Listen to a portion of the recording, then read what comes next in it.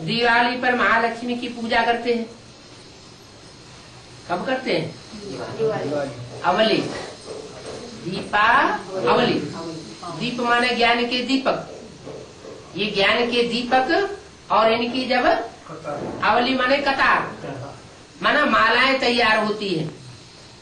जब जलते हुए ज्ञान दीपकों की, माना आत्मा रूपी दीपक जब जलते हैं, जागृत हो जाती हैं आत्माएं, और उनकी जब कतारें तैयार होती हैं, मालाएं तैयार होती हैं, जिन मालाओं को दुनिया की हर धर्म की आत्माएं सिमरण करती है, हिंदू हो, मुसलमान हो, सिख हो, ईसाई हो, कोई ऐसा है जो माला को सिमरण न करता हो? सब स्मरण करते हैं। तो जरूर कोई खास बात हुई होगी माला को लेकर के।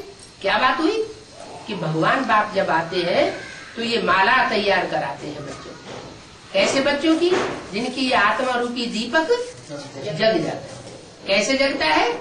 भगवान आकर के बाप प्रैक्टिस कराते हैं। बच्चे, तुम ये शरीर का पुतला नहीं हो, मिट्टी का पुतला। ये मिट्टी का पुतला 5 तत्वों का पुतला है। कहाँ है? पृथ्वी, जल, वायु, अग्नि, आकाश। ये तो जड़ तत्व है। तुम तो इस पुतले में रहने वाली ज्योति बिंदु आत्मा। ये आत्मा रूपी दीपक तुम्हारा अभी सोया हुआ है, क्योंकि तुम अपन को आत्मा नहीं समझते। क्या समझते हो? देह समझते हो। अपन को भी देह समझते हो और दूसरों को भी देह समझते हो। अब क्या करना है? अब अपन को भी आत्मा समझना है और देह के जो भी संबंधी है उनको आत्मिक रूप में देखना है। ये प्रैक्टिस जब पक्की पड़ जाएगी तो प्रैक्टिस करते करते तुम दूसरों को भी भ्रकुटी के मध्य में जगता हुआ दीपक के रूप में देखोगे, सितारे के रूप में देखोगे और अपने को भी देखोगे। तो ये जब आत्मा रूपी दीपक जगते हैं तो उन दीपकों में कोई कोई दीपक है जो पहले जगते हैं। जैसे दिखाते हैं, शंकर जी के सर के ऊपर 8 मणके रखे हुए हैं। वो 8 मणके हैं 8 आत्माओं की यादगार। क्या? वो 8 आत्माएं श्रेष्ठ आत्माएं हैं दुनिया की, जो पहले जगती है। अपने देह भान को भूल जाती हैं और अपने को क्या समझती हैं? मैं ज्योति बिंदु आत्मा हूँ, चमकता हुआ सितारा हूँ। ये आत्माएं संसार की सर्वश्रेष्ठ आत्माएं, 8 आत्माएं, 9 जिनको नवग्रह के रूप में जब जब कोई अनुष्ठान होता है तो भारत में उनकी पूजा होती है। कोई भी अनुष्ठान होगा तो उन नवग्रहों की जरूर पूजा होगी। वो श्रेष्ठ आत्माएं हैं। उसके बाद ये तो हुई पहली अवली, पहले दीपकों की अवली। फिर होती है 108 दीपकों की अवली। 108 दीपक जगते हैं। 108 दीपक सब धर्म की चुनी हुई श्रेष्ठ आत्माएं हैं। आज दुनिया में कितने धर्म हैं? 9-10 धर्म फैले हुए हैं। ऐसे तो बहुत हैं, लेकिन खास 9 धर्म हैं। उन 9 धर्मों से चुनी चुनी श्रेष्ठ आत्माएं 12 ग्रुप की तैयार होती है। 12 नेमा 108। वो 108 जो आत्माएं हैं वो संसार में पूजनीय बनती है। क्यों पूजनीय बनती है? क्योंकि उन्होंने बाप की श्रीमत पर चल करके अपने को श्रेष्ठ बनाया। क्या बनाया? श्रेष्ठ। मनुष्य से देवता बनाया। ऐसा मनुष्य से देवता बनाया जो जन्म जन्मांतर राजाएं बनते हैं। सतयुग त्रेता में भी राजाएं बनते हैं और द्वापर कलयुग में भी राजाएं बनते हैं। सतयुग त्रेता में तो सुखी सुख होता है और द्वापर कलयुग में तो दुख होता है। तो वो दुख का वर्षा द्वापर कलयुग का क्या भगवान बाप देते हैं? नहीं। सतयुग त्रेता का 21 जन्म का भगवान बाप आकर के सुख का वर्षा देते हैं और वो सुख का वर्षा लेने की प्रैक्टिस जो जितनी करता है उस प्रैक्टिस के आधार पर उनका जो अभ्यास पड़ जाता है वो अभ्यास द्वापर कलयुग में भी काम आता रहता है। वो पुरुषार्थ का मादा उनके अंदर पैदा हो जाता है। एक एक जन्म में पुरुषार्थ करती है और एक एक जन्म में राजा ही प्राप्त करती रहती है। श्रेष्ठ कर्म करती है तो राजा बनती है, नहीं करती है तो फिर प्रजा बनती है। तो बताया कि दीपावली पर दीपक को जगाते हैं।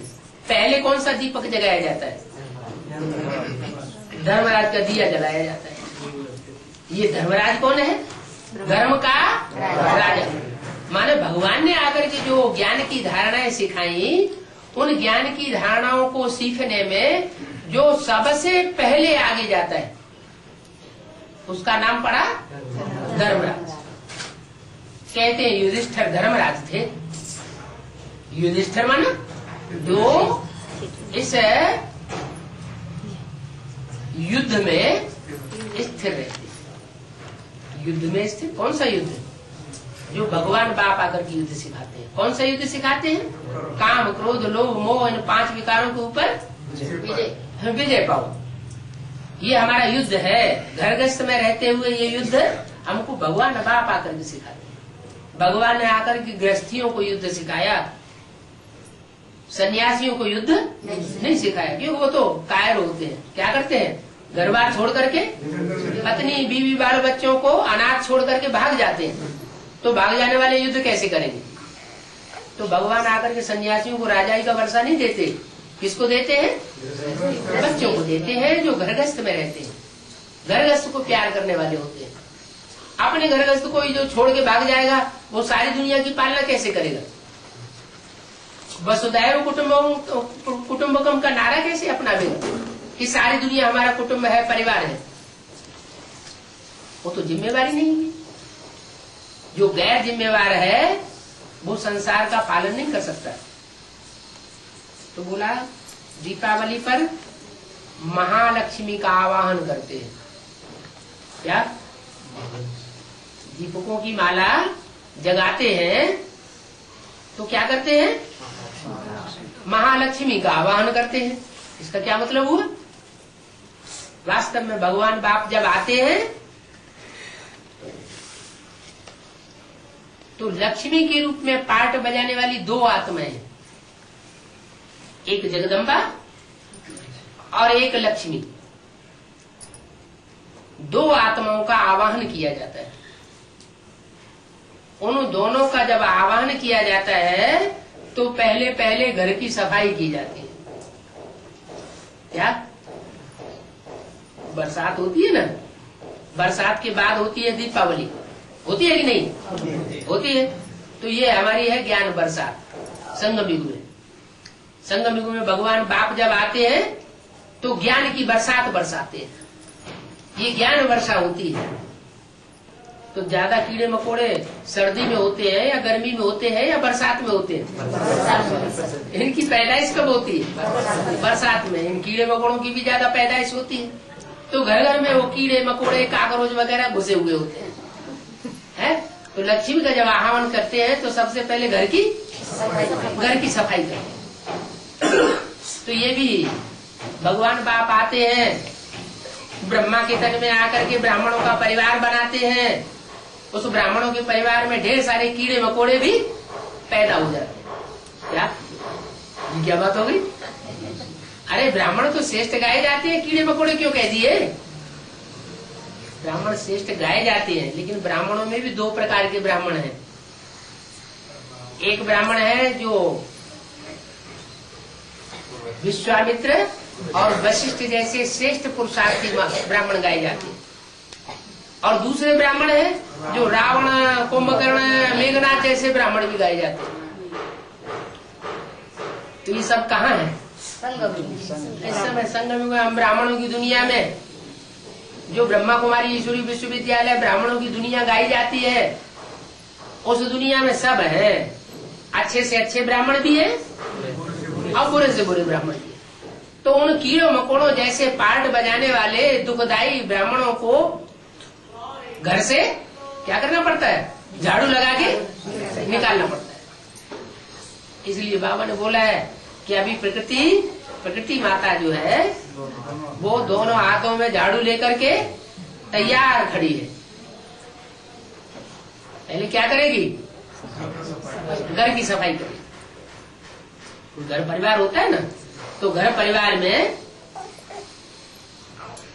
ज्यादा काम कौन करता है सफाई का? माता करती है। तो यहाँ भी ब्राह्मणों की दुनिया में कोई माता है जो ब्राह्मणों की माँ बन करके संसार में प्रत्यक्ष होती है, जगदम्बा, सारे जगत की अम्बा। वो ब्राह्मणों के परिवार में ये कार्य करती है। अच्छा, जब सफाई का काम किया जाता है तो अच्छे अच्छे कपड़े पहन के किया जाता है नहीं या काले कपड़े पहन के किया जाता है? गंदे संदे काले कपड़े पहने जाते हैं ना। तो जगदम्बा भी महाकाली बनती है। क्या जगदम्बा कौन सा रूप धारण करती है? उन कीड़े मकोड़ों को सफाई करने के लिए महाकाली का रूप धारण करती है। महाकाली का रूप धारण करके और खटाखट उन असुरों को, जो बिच्छू टिंडन की तरह दुख देने वाले हैं, परेशान करने वाले हैं मनुष्य आत्माओं को, उनका पत्ता साफ करते। वो पहले पत्ता साफ कहाँ से किया जाता है? सफाई पहले घर से की जाती है या बाहर से की जाती है? पहले घर से की जाती है।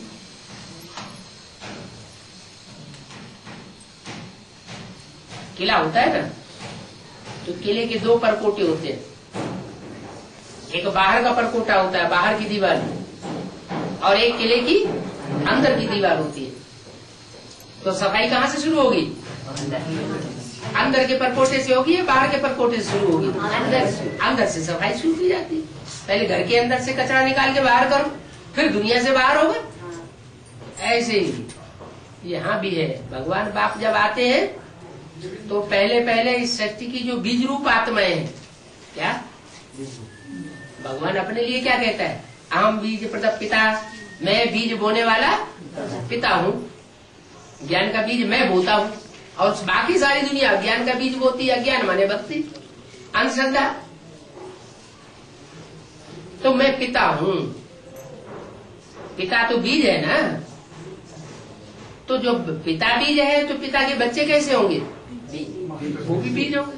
तो सारी सृष्टि की जो बीज रूप आत्माएं हैं, वो बीज रूप आत्माएं अंदर का परकोटा है। इस अंदर के परकोटे में जो ऐसे ऐसे बीज हैं जो बहुत दुखदाई है, दूसरे धर्म के बीज आकर के इकट्ठे हुए पड़े हैं, उन सब का पत्ता साफ होता है। जो नई दुनिया आएगी सतयुग में, उसमें सिर्फ कौन से वंश के लोग होंगे? सूर्यवंशी और चंद्रवंशी। दूसरे सब भाग जाएंगे, या उनका पत्ता साफ किया जाएगा। जैसे दिखाते हैं कि महाकाली ने सब असुरों को काटा और शंकर जी चुपचाप पड़े रहे। क्या भगवान के तो सब बच्चे हैं, असुर भी बच्चे हैं और देवता भी बच्चे हैं। एक देवता शंकर ही ऐसा है जो असुरों को भी वरदान देता है और देवताओं को भी वरदान देता है।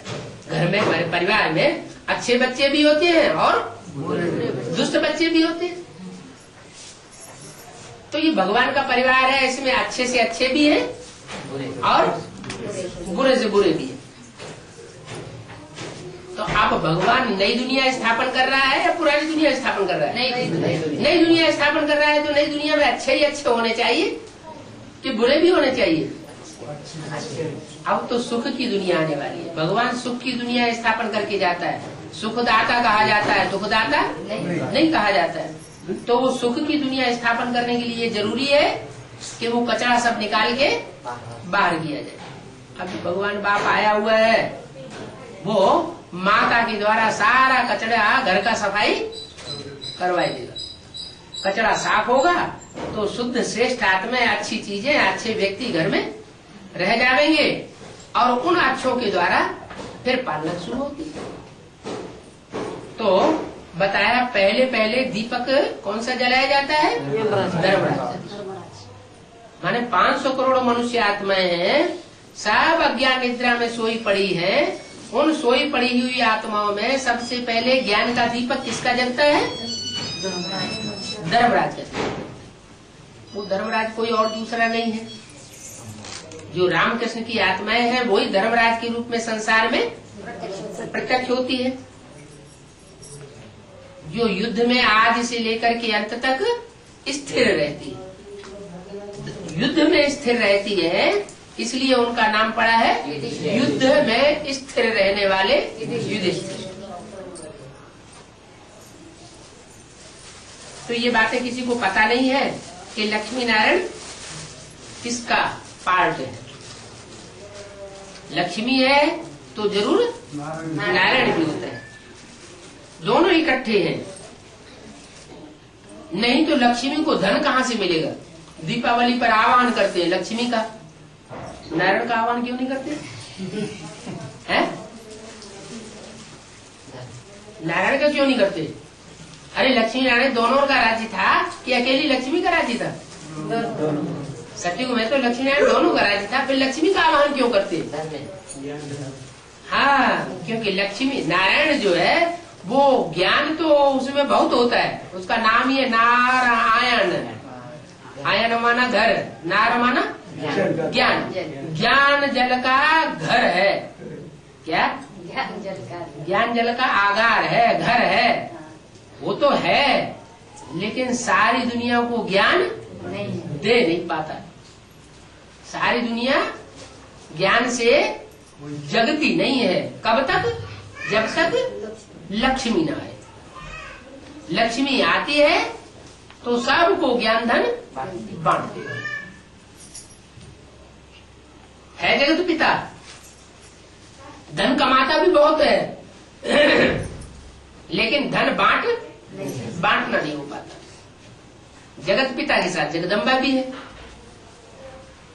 इतना धन कमाता है और जगदम्बा उसको सहेज के रखती भी है।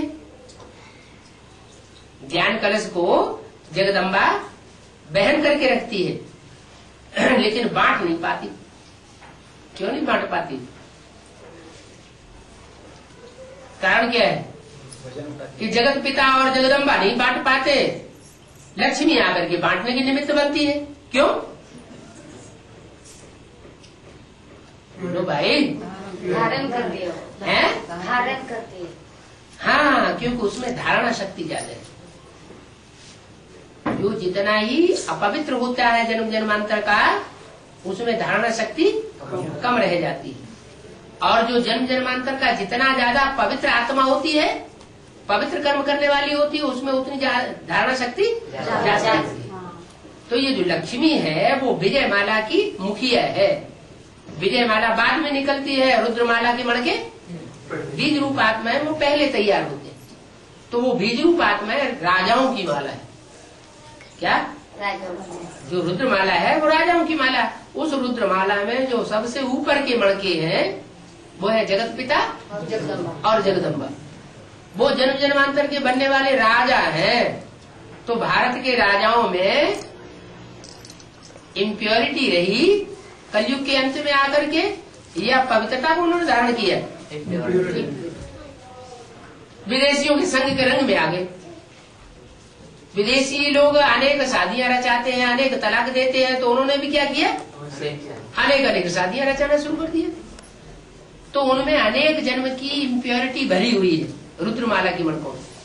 इसलिए वो ज्ञान लेते तो बहुत हैं, ज्ञान का मनन चिंतन मंथन तो बहुत करते हैं, लेकिन अंदरूनी धारणा उतनी नहीं कर पाते जितनी विजय माला के मणके करते हैं। इसलिए लक्ष्मी का फिर आवाहन करना पड़ता है उनको। किनको आवाहन करना पड़ता है? रुद्रमाला के मणकों को लक्ष्मी का आवाहन करना पड़ता है कि आओ और आकर के हमारे परिवार को ज्ञान धन बांटो। तो लक्ष्मी आती है और लक्ष्मी के साथ नारायण का नाम नहीं गाया जाता है। दीपावली पर लक्ष्मी का आह्वान करते हैं, नारायण का आह्वान नहीं करते, क्योंकि वो तो घर का है ही। जो घर में ही बैठा हुआ उसका आह्वान क्या करना? आह्वान किसका किया जाता है? जो मौजूद न हो उसका आह्वान किया है। तो लक्ष्मी का आह्वान करते हैं। क्यों आह्वान करते हैं? क्योंकि लक्ष्मी होती है बेसिक नॉलेज में, और नारायण एडवांस परिवार में पहले से ही मौजूद है। तो एडवांस परिवार की जो आत्माएं है वो लक्ष्मी का आवाहन करती है कि आओ और ज्ञान धन बांटो। तो ये किसी को पता नहीं कि लक्ष्मी नारायण दोनों इकट्ठे हैं, फिर लक्ष्मी को अकेले को क्यों बुलाते हैं? दीपावली पर अकेली लक्ष्मी को क्यों बुलाते हैं किसी को पता नहीं। लक्ष्मी को धन कहाँ से मिलेगा? कहाँ से मिलेगा? अरे नारायण ही तो मनन चिंतन मंथन करके, सागर मंथन करके धन कमाता है। पुरुष क्या करता है? पुरुष धन कमाता है और स्त्री घर परिवार में बांटने का काम करती है।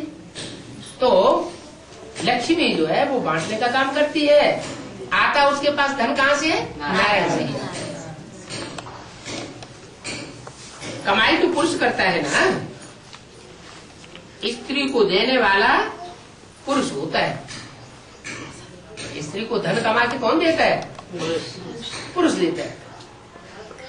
नाम लक्ष्मी का गाया जाता है। अरे बच्चे हैं ना घर परिवार में, बच्चों को बांटने वाला कौन होता है? माता। माँ बांटती है तो बच्चे क्या समझते हैं? हमें किसने दिया? माँ ने दिया। लेकिन उनकी बुद्धि में ये नहीं आता कि वास्तव में माँ भी कहाँ से देगी? माँ को भी देने वाला बाप है। नाम लक्ष्मी का गाया जाता है। पहले लक्ष्मी फिर नारायण। घर में बच्चे पैदा होते हैं तो पहले किसको पहचानते हैं? पहले माँ को पहचानते हैं, बाद में माँ बताती है कि ये तुम्हारा बाप है।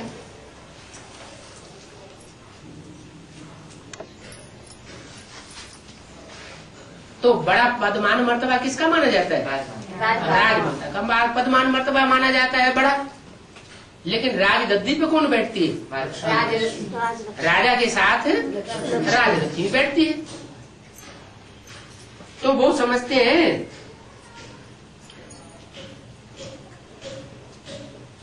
कि महालक्ष्मी अलग है, उनको चार भुजाएं देते हैं। किसको? महालक्ष्मी को। जैसे महानारायण को भी चार भुजाएं दी जाती है। तो महानारायण है माने दो पुरुष पुरुषार्थ करने वाले थे। कौन कौन? राम और कृष्ण। उन दोनों की मेल होने से कहा जाता है महानारायण।